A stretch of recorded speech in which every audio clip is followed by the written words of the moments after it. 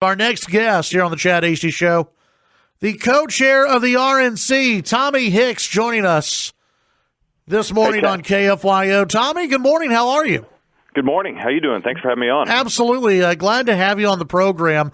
I guess we'll just start off with the state of the 2020 race. And as co-chair of the RNC, when you step back and you look at what's going on in the Democrat Party and in the Democrat primary right now, I think President Trump had a great week last week. The Democrats are coming off an awful week in Iowa.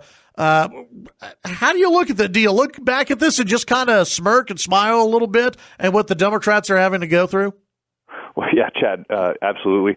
Last week was a disaster for them, and it was a great week for our president. And by the way, it's been a great 3 years for our president. His record speaks for itself. And, what the Democrats have done with this impeachment sham has literally provided hundreds of millions of dollars of resources for us to build, what's going to end up being the most prolific presidential campaign in history, which will benefit Republicans from the very top to the bottom of the ticket across the country. Talk about that a little bit, and sort of the infrastructure of the RNC.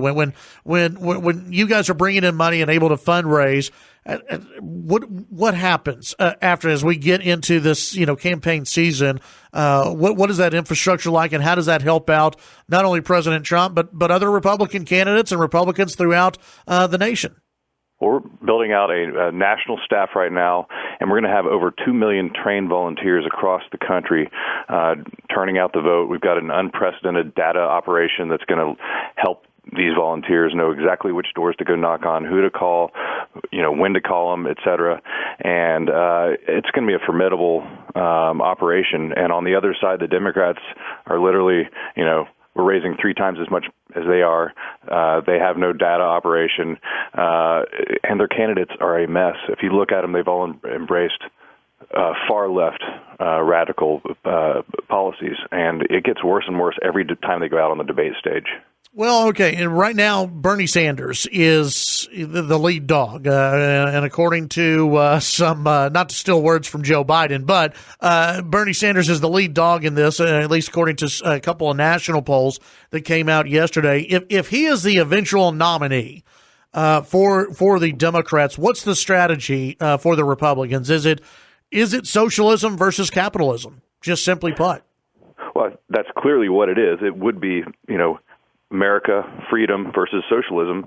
And I think it doesn't really matter who it is on the other side, because all of them have embraced far left ideology, which is way out of whack with what mainstream America believes in. And, frankly, what's been delivered to our country and the working people in America over the past 3 years is something that's worked. And so the president has helped deliver that. And just imagine what we can do when we've got control the House, and we keep the Senate, and we have this great president who's, a businessman and knows how to get things done for the American people. Well, what are the odds right now? I get this question a lot because obviously we're focused on the presidential campaign right now, but I get questions a lot of what are the odds of Republicans taking back the House? What are you guys looking at right now as far as that?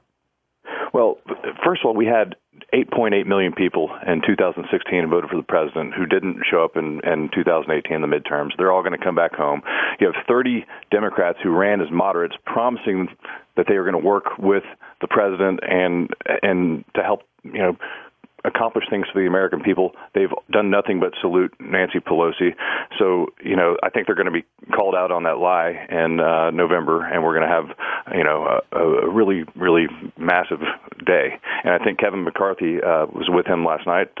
He put the odds at 70%. I don't know, if that number is accurate or not, but I feel really good about it. You should feel the energy that we have all over the country, and it's because of what's been accomplished. I was at the president's rally in Dallas and obviously in Texas, red state.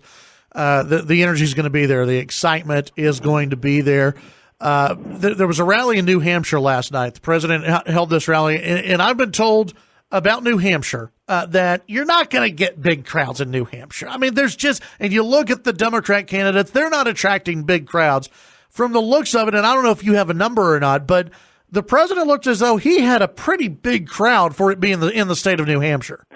Yeah, I was there. It was over 11,000 people in the building, wow, thousands outside, and I think to compare it to Joe Biden, I think he had less than 100 people in his quote unquote rally yesterday. So I think it's the American people and the people of New Hampshire understand exactly what's going on. The president's fighting for them, and they want to fight with the president to save our country.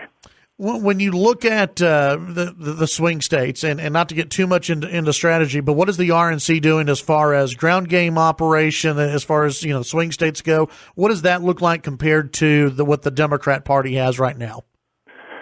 Well, again, we're going to have 2 million trained volunteers on the ground all over the country, but focused in our battleground states. We're working on expanding the map right now. I think the president's track record is going to help us do that. Case in point, New Mexico, a few months ago, we had a rally there. We collected a lot of really, really good data that supports the fact that New Mexico could be in play. And so it's been great. We're working on other states, but I think the president's track record speaks for itself, and you're going to see a lot of people come on board who may not have in 2016, and you'll have the 8.8 million people come back home again in 2020 that we didn't see in 18. What are the chances of New Jersey? I know the president just had a rally in New Jersey, and you had was it a congressman who switched parties there in Jersey? So what are the chances of Jersey flipping? Well, I think Jeff Van Drew started the process of Democrats recognizing the fact that the parties left the people. And I think you're going to continue to see that either with people flipping or with a massive flip on November 3rd when we win back many of those seats. Very nice. Tommy Hicks, he's the GOP co-chair, joining us here on the Chad Hasty Show. Tommy, appreciate your time today. Good luck along the way with the election, and we'll visit with you later on. Thanks, Chad. Thanks for having us on. Absolutely. That's Tommy Hicks, GOP co-chair here on the Chad Hasty Show.